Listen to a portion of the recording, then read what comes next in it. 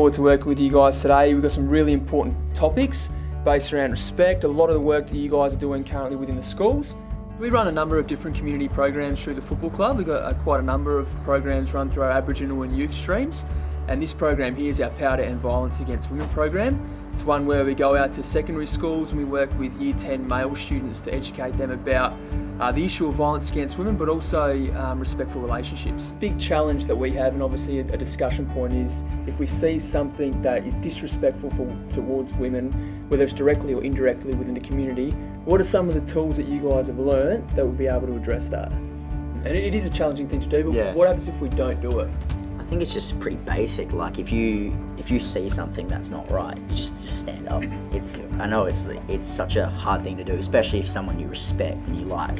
But if you stand up, it just cuts it off. Power to End Violence program was an initiative between Centacare Catholic Family Services and the state government, and we were approached to deliver a program based around respectful relationships. So we co-designed it with Centacare Catholic Family Services, put a lot of time and energy into getting the right content in there, and we worked with the education department on ethics and understanding the Keeping Safe Child Protection curriculum. So we're working within that curriculum so we can go into schools and complement the delivery of that. It can be a difficult subject to talk about, especially for young men, so it's just about creating that rapport and building that relationship and making it them comfortable to speak about the issue around violence against women and what they can do to address the issue in the community. Within the program, I guess I can really see the role that the football club and the players have in breaking through to these young people, because when they're hearing the same messages from their teachers,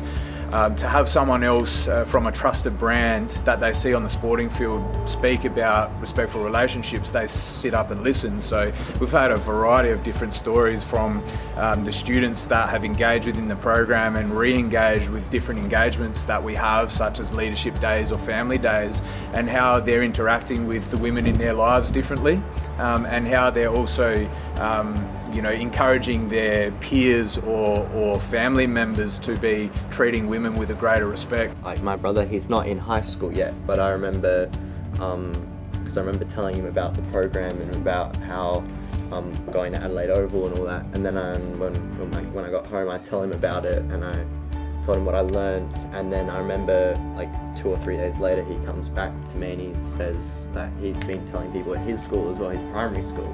So he's even coming from what I've learned. If we do have younger siblings, we can always help them spread it as well. So we're in a position where we're able to have a positive influence.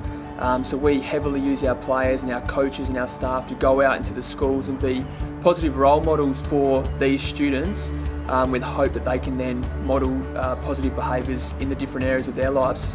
Being verbal abuse to physical abuse as well, sexual abuse, you just got to put a stop to that as soon as you see it. Put yourself in their footsteps, like you wouldn't want to be treated like that.